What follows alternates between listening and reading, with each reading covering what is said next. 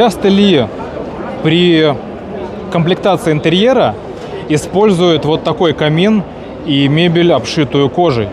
Смотрите, довольно часто у меня есть клиенты, это загородный клуб. Сейчас я вам покажу, у меня есть фотография. Загородный клуб, в котором использовано вот такой вот интерьер получился. Видите? Камин, столик. Класс.